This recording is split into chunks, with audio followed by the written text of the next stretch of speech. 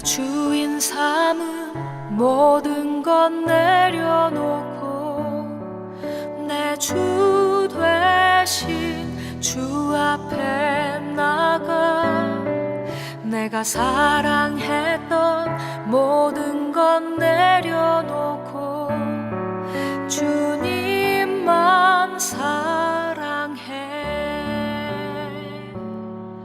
내가 주인 삼은 모든 것 내려놓고 내 주 되신 주 앞에 나가 내가 사랑했던 모든 것 내려놓고 주님만 사랑해.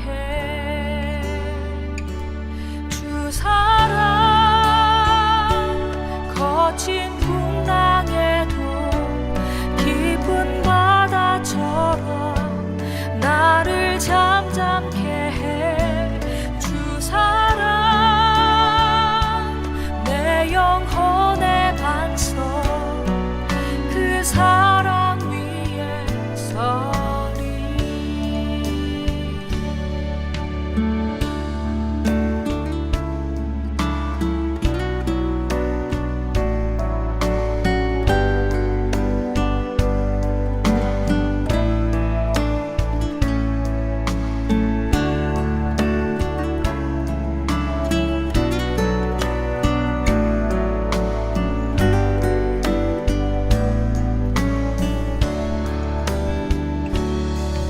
내가 주인 삼은 모든 것 내려놓고 내 주 되신 주 앞에 나가 내가 사랑했던 모든 것 내려놓고 주님만 사랑해.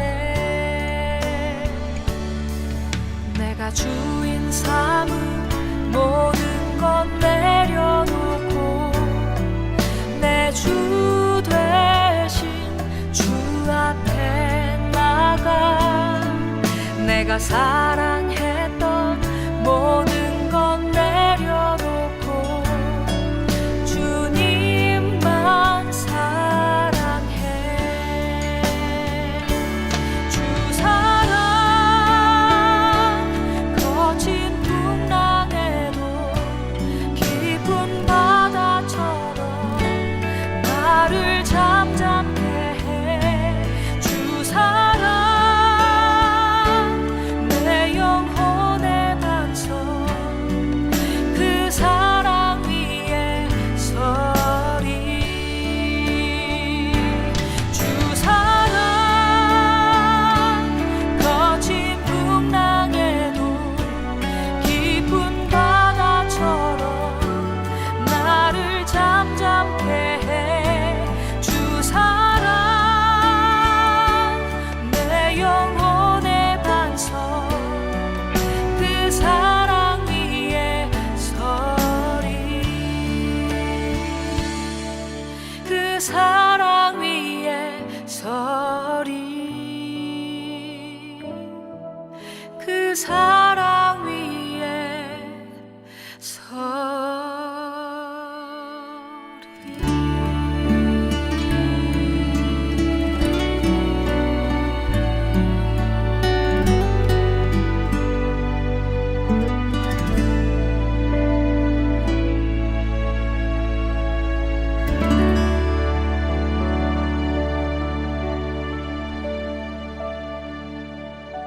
오늘 우리에게 주시는 하나님의 말씀은 사도행전 24장 1절에서 9절의 말씀입니다.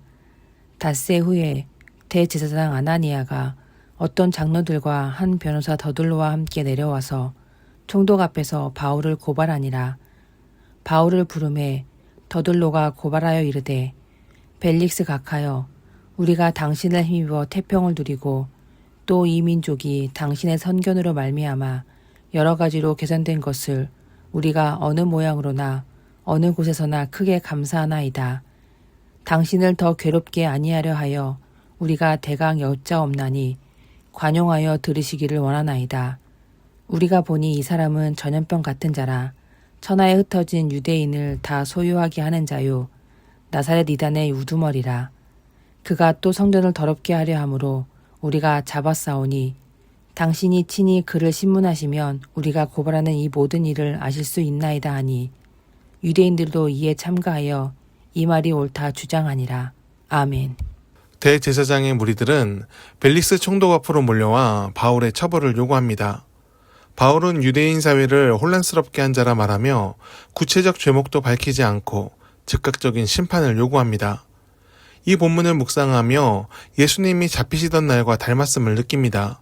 그때도 대제사장의 무리들은 빌라도를 찾아가 예수의 처벌을 요구합니다. 어떤 죄인지 분명하게 밝히기보다 자신들의 요구를 들어주지 않으면 소요 사태가 일어날 것이라 협박을 합니다. 로마가 임명한 총독의 주요한 임무는 식민지의 안정입니다. 소요 사태가 발생하면 결국 그 책임은 총독이 지게 되어 있습니다. 빌라도는 압박을 이기지 못해 예수를 십자가에 못 박도록 합니다. 이번에도 그렇게 바울을 처리하려고 합니다. 그들은 벨릭스 총독을 압박하면서 마치 자신들이 피해자인 것처럼 말합니다. 바울이 자신들의 회당을 어지럽히고 흩어놓은 것처럼 묘사합니다. 하지만 바울은 폭력을 행사한 적이 없습니다. 오히려 바울의 말을 반박하지 못한 유대인들이 돌을 던지고 죽이려고 했습니다. 소요는 바울이 일으킨 것이 아니라 항상 격분한 유대인들에 의해 일어났었습니다. 유대인들은 강자였고 바울은 약자였습니다. 사실 유대인들은 약자의 마음을 너무나 잘 이해할 수 있는 민족입니다. 그들이 약자였던 시절이 길었기 때문입니다. 유대인들은 오랜 시간 핍박을 견디며 살았습니다.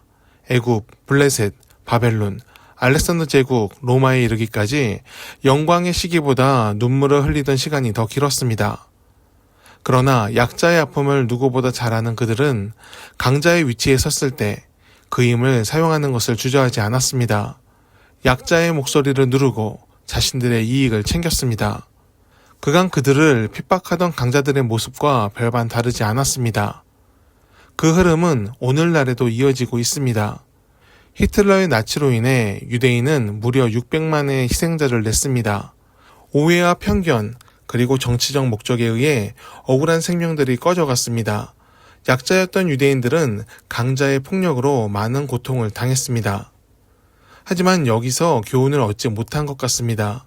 그저 자신들이 약했기 때문에 얻은 고통으로 치부하며 오로지 강자의 위치에 서는 것을 목적으로 삼아 오늘까지 온 것 같습니다.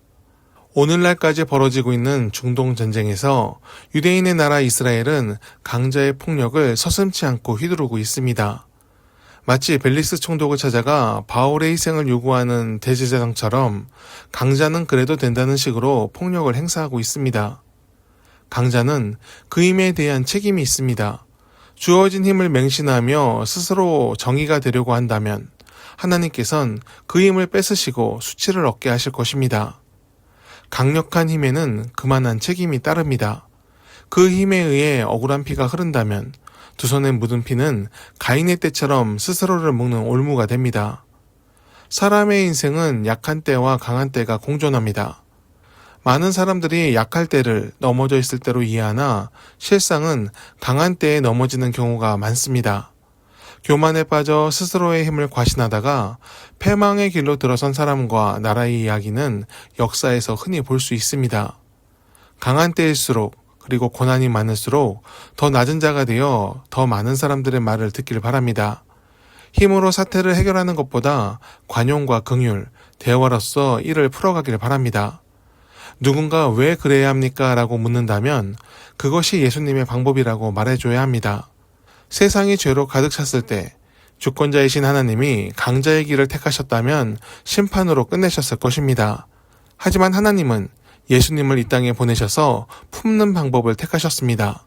강자였으나 약자의 모습으로 세상을 사랑하셨습니다.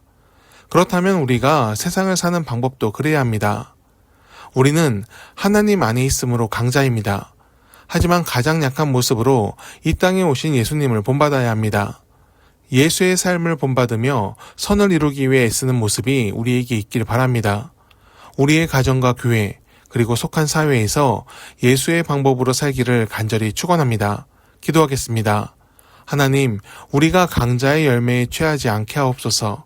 핍박하고 압박하여 원하는 것을 얻는 것을 동경하지 않게 하옵소서. 예수를 따르기로 결정하고 믿음을 받았으니 예수의 방법으로 오늘을 살게 하옵소서. 사랑과 긍휼, 내려놓음과 섬김으로 은혜의 감동을 전하는 삶이 되도록 이끌어 주옵소서. 예수님의 이름으로 기도드립니다. 아멘. 함께 기도하길 바랍니다. 성령의 세례가 오늘날에도 이루어지길 기도합니다. 불이 혀처럼 갈라져 내리는 은혜의 빗줄기를 내려 주옵소서. 하나님의 마음을 알고 뜻을 알고 기쁨을 깨달아 오늘 우리의 삶에서 하나님의 열매를 맺게 하옵소서.